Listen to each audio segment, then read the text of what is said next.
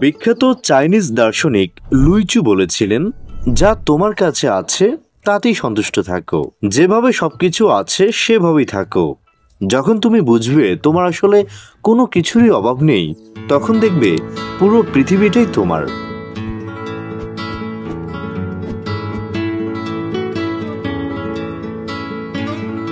আমরা জীবনের মূল্যবান সময় ব্যয় করি অপ্রয়োজনীয় ও অগুরুত্বপূর্ণ বিষয়ের পিছনে। যেমন ধরুন, আপনার কাছে অনেকগুলো জামা আছে, কিন্তু অনলাইনে স্ক্রলিং করার সময় একটি সুন্দর জামা দেখেছেন। আবার মনে করুন, আপনার কাছে মোটামুটি একটি ভালো ফোন আছে, কিন্তু মার্কেটে একটি চটকদার বিজ্ঞাপন দিয়ে ফোন এসেছে, সেটিও আপনার চাই।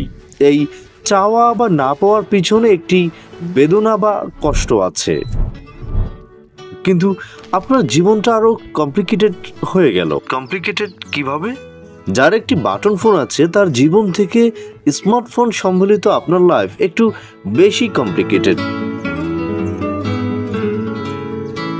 এই চাওয়া বা না পাওয়া বা পেলাম এবং পাওয়ার অব্যাহত রাখার জন্য সামর্থ্যের পেছনে ছুটে চলা একটি লুপ হয়ে দাঁড়ায়, যা থেকে খুব কম মানুষই বের হতে পারে।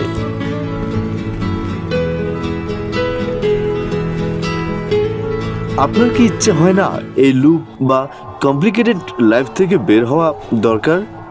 এই চাওয়া থেকেই একটি নতুন জীবন নীতির জন্ম, যার নাম হচ্ছে মিনিমালিজম। এটা এমন একটি দর্শন যা আপনার জীবনকে এমন জীবন গঠনে উৎসাহ দেয় যে যা আপনার প্রয়োজন তার অধিকারী আপনি হবেন, যেটির প্রয়োজন নেই সেটির পিছনে আপনি সময় নষ্ট করবেন না। এই মতাদর্শে আপনার সবসময় চেষ্টা থাকবে কিভাবে জীবনটাকে খুব সাধারণ করা যায়, কারণ সুখী হওয়ার একমাত্র উপায় হচ্ছে সিম্পলিসিটি।